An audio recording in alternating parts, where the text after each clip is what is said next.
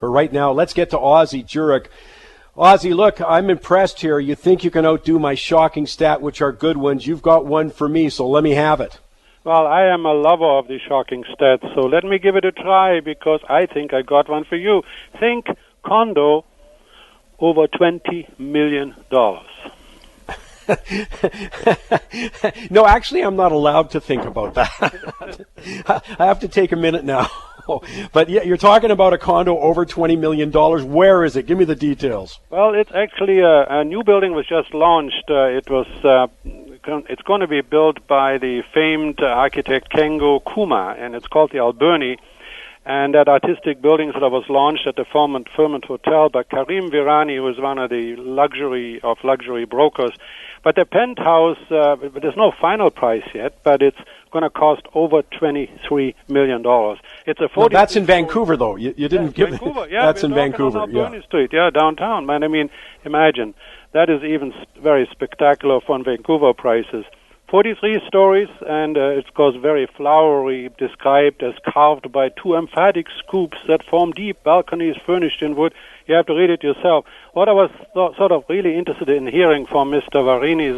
Virani was that he already has several people that want to buy it. It's not possible to buy it yet. It's not finalized. The price. There's several people that want to buy it, and he says Vancouver is becoming the lifestyle capital of the world. So the very rich, they want to be here for lifestyle. Never mind the dollars. So the very rich and then the rest of us, Mike. Oh, my gosh. But so you're talking about a penthouse that would be, what? I mean, just off the top of their head, as you say, it hasn't been finalized, but you are talking $23 million, $2,000 a square foot, that kind of stuff. Yeah, and well, that's going to be the cheapest. Like a 500 square foot unit is going to be $1 million bananas. Wow. Yes, you have shocked me. And another reminder that I'm never going to be in that price category myself. I should focus more on my investments. Well, hey, you should see a floating swimming pool in the ceiling that you can see from underneath. I guess you must be careful not to always to wear swimsuits. But I mean, those kind of problems you have when you have that large a condominium, that much price. Well, I think when you have that much money, you don't wear a swimsuit, but that's another story. Ozzie, let me come to something else, though. We keep getting these these housing numbers. Single detached homes out in that same Vancouver area have really tanked since the foreign buyers tax last August. The peak was April, but they really took the dive starting in August. And I'm really interested to see what the response is from government, because it looks to me that they may be kind of adjusting some of those requirements in that foreign buyers tax. It was pretty one size fits all. Now it looks like maybe they're going to get a little more nuanced in it. Well, of course, the stance of the government is that they want to exempt people that have a work permit from paying the terrible tax. But I think it's a loophole, and in fact it's a loophole you can drive a big housing recovery truck through, because all of a sudden they announced, first of all, on Chinese New Year, which is total coincidental, of course, but the foreign buyer doesn't actually need a job. All he needs is a work permit. Well, come on. I mean, that really isn't looking after the guy that has a work permit. If he doesn't have a job, I mean, a work permit is not required if you don't want to work or need to. If you're a student at UBC, your spouse can get an open work permit, or you can easily have a Canadian work permit and never even be in Canada. And so the province has simply created, in our view, an incentive for some foreign nationals to find legitimate ways to seek a work permit so they can maybe beat the tax. I'm just hinting that might be possible. Well, I was sort of wondering also, though, if there wasn't some pressure from the tech industry there, because obviously that's a huge growing industry in British Columbia, with the hub being in the Vancouver area, where they've got Americans may come up, or other nationalities for sure, but let's just use that as an example. Americans come up, they're certainly not citizens of the country, but they do have a green card or, permission to work. And I was wondering if it was also some pressure there, because it's hard to lure people if you're basically saying, and by the way, because you're still a foreigner, we're going to charge you more for a house.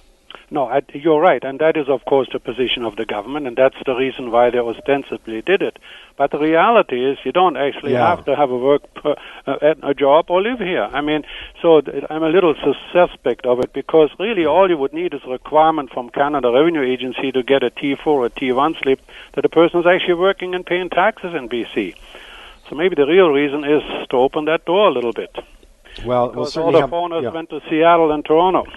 They sure did. I mean, that's so obvious. I mean, this is one of the great lessons of economics I keep referring to, is we keep putting in policies and not imagining what happens to the capital. Where does it flow? And we absolutely correctly predicted, look to Seattle be an explosive market and Toronto to be beneficiaries. Hey, speaking of explosive, but let's talk our hot properties this week.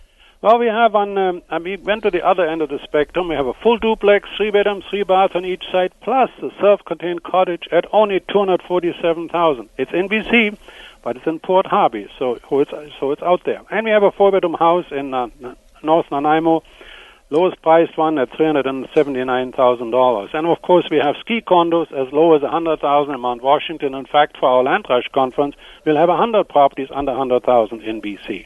And the Land Rush is taking place in March. What's the date? March 4th, and we have speakers from Victoria, Vancouver Island, Kamloops, the Fraser Valley Condo Future, Phoenix experts, U.S. and Canadian mortgage experts, the BC North, the whole kit and caboodle, plus my 8 astounding predictions. Well, seriously, that'll be a great event. In the meantime, I'll spend the weekend thinking of you swimming naked in that floating swimming pool in a $23 million penthouse.